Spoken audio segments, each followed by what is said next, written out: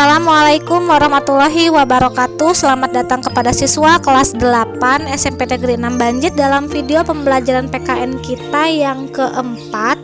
Kita masih bahas bab 5 ya, Sumpah Pemuda dalam Bingkai Bhinneka Tunggal Ika. Sebelumnya Ibu mau mengingatkan jangan lupa absen dengan cara ketik nama lengkap dan kelas kalian di kolom komentar, serta jangan lupa kerjakan tugas yang tautannya sudah Ibu taruh di deskripsi video di bawah ya. Sebelum memulai pembelajaran, jangan lupa berdoa semoga kita diberikan pemahaman dalam memahami materi berikut ini. Kalau pada video sebelumnya kita membahas Sumpah Pemuda, pada kali ini kita akan membahas memaknai semangat kejuangan pemuda dalam perjuangan kemerdekaan Republik Indonesia. Pemuda pertama yang akan kita bahas yaitu W.R. Supratman, pencipta lagu Indonesia Raya ya.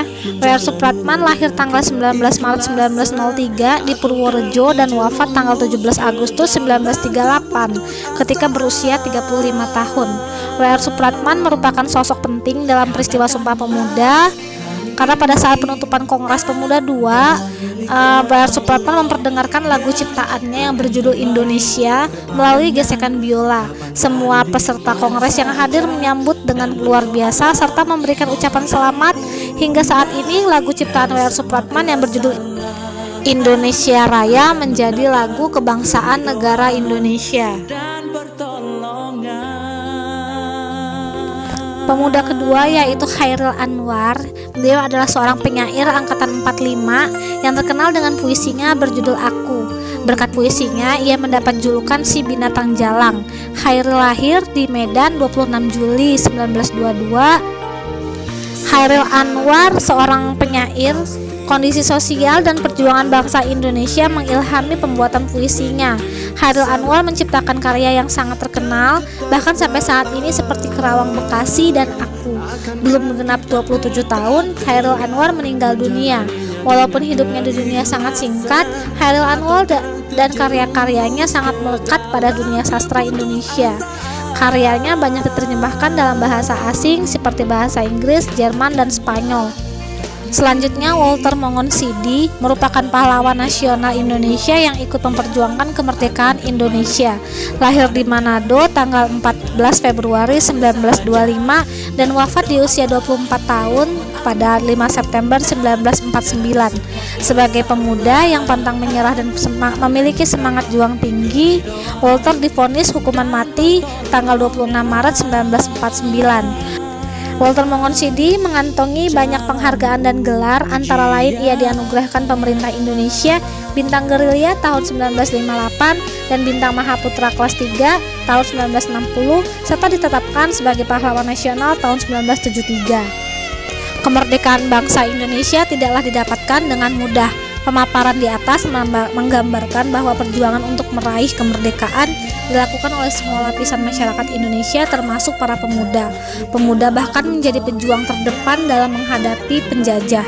Beberapa tokoh pemuda yang digambarkan di atas berjuang karena terinspirasi untuk mempersatukan bangsa Indonesia seperti yang diamanatkan oleh Sumpah Pemuda pada tahun 1928. Adapun nilai-nilai luhur yang terkandung dalam Sumpah Pemuda antara lain sebagai berikut.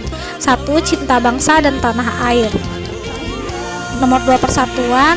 Sikap rela berkorban, mengutamakan kepentingan bangsa, dapat menerima dan menghargai perbedaan, semangat persaudaraan dan meningkatkan semangat gotong royong atau kerjasama. Soekarno pernah berkata, "Beri aku 1000 orang tua, niscaya akan kucabut semeru dari akarnya.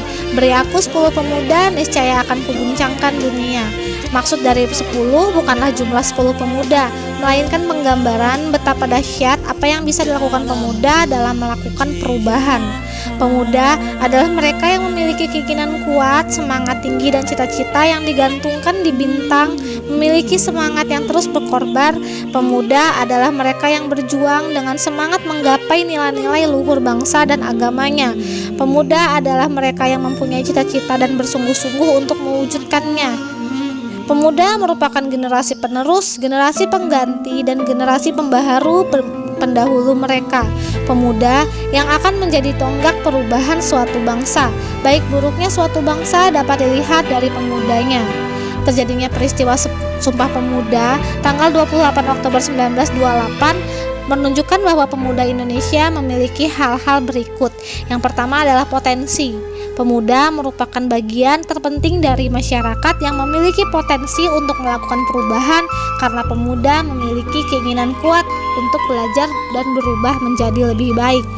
Yang kedua, tanggung jawab. Muncul dari kesadaran dan pendorong untuk melakukan perubahan adalah keberanian. Apabila pemuda memiliki kesadaran dan keberanian, perubahan akan dilakukan, dan ini terbukti dalam masa penjajahan di mana peran pemuda sebagai penanggung jawab perubahan dilaksanakan. Hak. Sebagai warga negara, pemuda juga memiliki hak.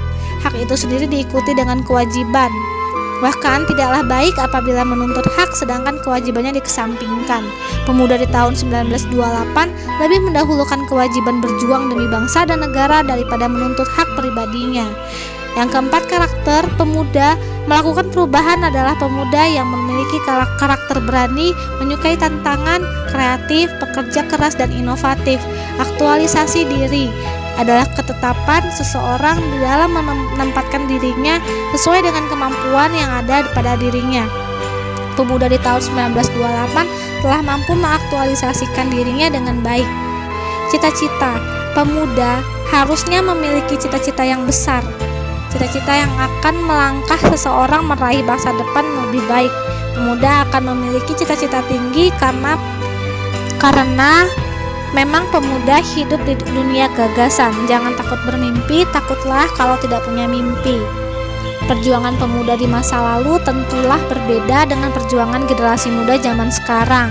Pemuda zaman sekarang hidup dengan aman dan bebas, tidak ada tekanan dan peperangan. Dalam menuntut ilmu pun, semua warga negara dapat mendapatkan pendidikan yang sama dan sederajat. Tidak terlalu sulit tantangan yang dihadapi oleh pemuda sekarang. Yang dibutuhkan dari peran generasi muda yaitu mengisi kemerdekaan ini dengan kegiatan-kegiatan yang bersifat positif. Baik, demikianlah materi kita pada bab 5 ini ya. Saya harap kalian mengerti, jangan lupa absen dan kerjakan tugas. Sebentar lagi kita akan menghadapi mid semester. Saya akhiri, wassalamualaikum warahmatullahi wabarakatuh.